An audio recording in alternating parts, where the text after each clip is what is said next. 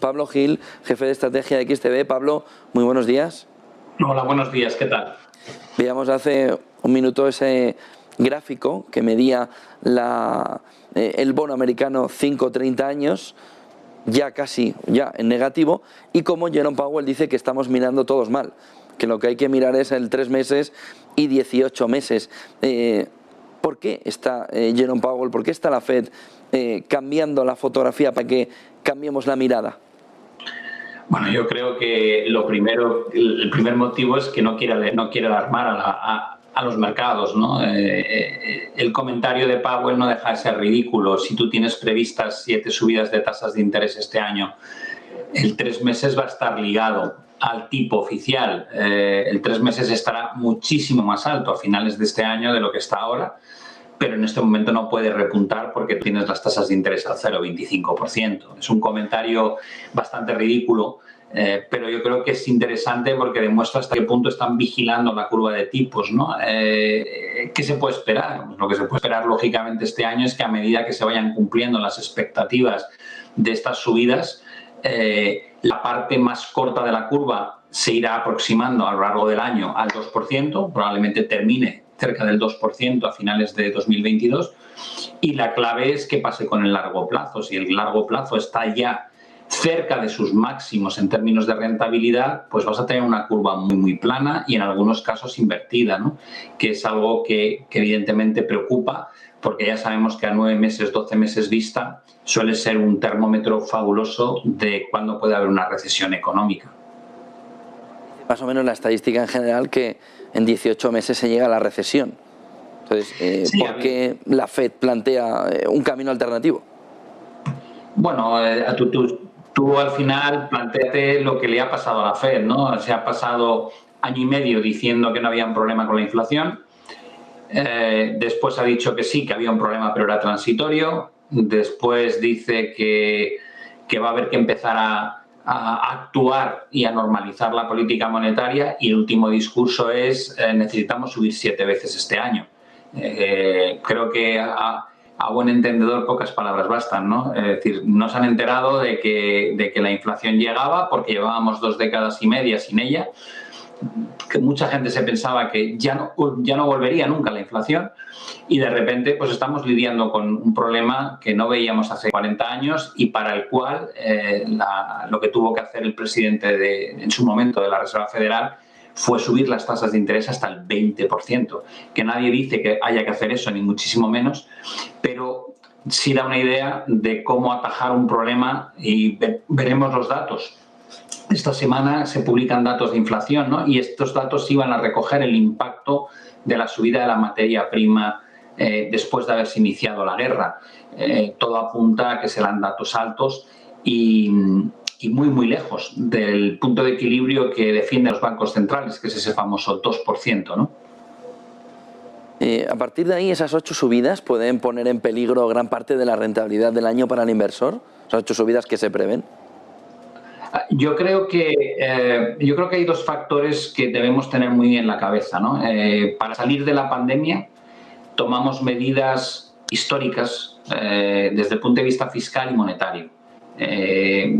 La creación de dinero de la nada para financiar gobiernos que a su vez pudiesen llevar a cabo políticas fiscales como el envío de dinero a los ciudadanos, la aplicación de ERTEs. En España llevamos 2 años y pico sin permitir que se despida a la gente, ¿no? Económicamente no es rentable despedir a nadie. Y nos parece, ahora se ha ampliado, ¿no? con el tema de la guerra hasta junio, pero no deja de ser una manipulación del funcionamiento del mercado. Es decir, ya hablar de libre mercado es bastante irrisorio, porque por un lado tenemos QE ilimitado que llevaron a cabo algunos bancos centrales, compra de bonos no ya soberanos y corporativos, sino bonos hipotecarios, bonos basura. Después se prohíbe el despido, se manda dinero a la gente, se interviene el precio de la materia prima, que está muy bien, en el corto plazo es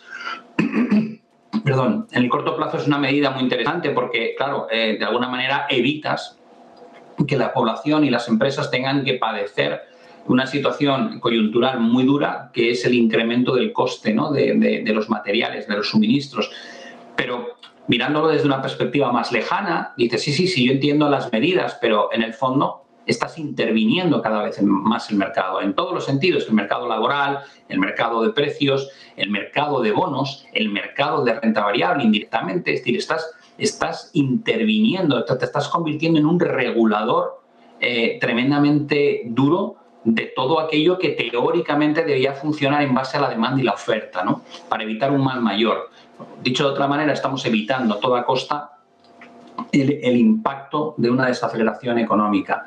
Pero falta la segunda parte. Y la segunda parte es, ¿qué pasa? Que hemos encontrado la piedra filosofal, hemos encontrado la solución a todos los problemas de la humanidad. Es decir, de repente cuando hay una gran pandemia o cuando se produce una guerra, ya sabemos cómo lidiar con esto para que no pase factura a la economía. Y dices, no, no es verdad, lo que estamos haciendo es endeudarnos. Es decir, esto que está proponiendo el gobierno a día de hoy, de financiar o subvencionar parte de los costes de la gasolina, de la luz, no permitir que se eche a la gente a la calle a raíz de la pandemia o a raíz de esta guerra, tiene un coste. El coste es, tú te endeudas y con ese dinero financias parcialmente lo que si no debería pagar la empresa o el particular.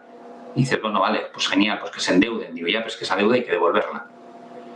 Algunos pensadores dicen, no, la deuda no hay que devolverla. Digo, hombre, no, si no hay que devolverla, por favor, no pidas 16.000 millones, pide 160.000 millones y el resto los mandas a África, que la gente se está muriendo de hambre. Si no es un problema, ¿por qué no pides más dinero? ¿Por qué no creas más dinero de la nada? Y si es un problema, díselo a la gente. Dile que tarde o temprano este dinero hay que devolverlo. Y cuando haya que devolverlo, vamos a crecer menos y te van a subir los impuestos. O bien te lo quitan vía impuestos más adelante, en cuyo caso lo que haces es solventar el problema de corto plazo, creando un problema enorme en el largo plazo, porque habrá que volver a la estabilidad presupuestaria en algún momento. Te lo van a decir los Países Bajos, te lo va a decir Alemania, ya verás. Si no, la otra opción, ¿cuál es? La otra opción es que me lo das por un lado y me lo quitas por otro. ¿Cuál es el otro lado? La inflación. Lo estamos viendo. La capacidad de consumo que tenemos ahora los españoles es infinitamente menos que hace 2 años. Nos dicen que tenemos una inflación cercana al 8. No, no es verdad. Tenemos una inflación de doble dígito. Si cualquiera que haga la compra, ponga la gasolina, etcétera, lo sabe. Con lo cual dices, sí, todas estas medidas de apoyo al final tienen un sobrecoste por el otro lado y es que cada vez soy más pobre. Con lo cual no hay soluciones idílicas, ¿no? Entonces la gente lo que tiene que entender es que en esa cortina de humo que hemos creado de positivismo, de qué maravilla, lo solucionamos todo para que nadie sufra, te digo, no es verdad. Lo que has hecho es posponer un problema que tarde o temprano habrá que afrontar y para cuando tengamos que afrontarlo descubriremos que la solución no era tan buena como creíamos. Pues muchísimas gracias por ese análisis, Pablo Gil, jefe de estrategia de XTB. Buen día y buen negocio. Igualmente, buen día.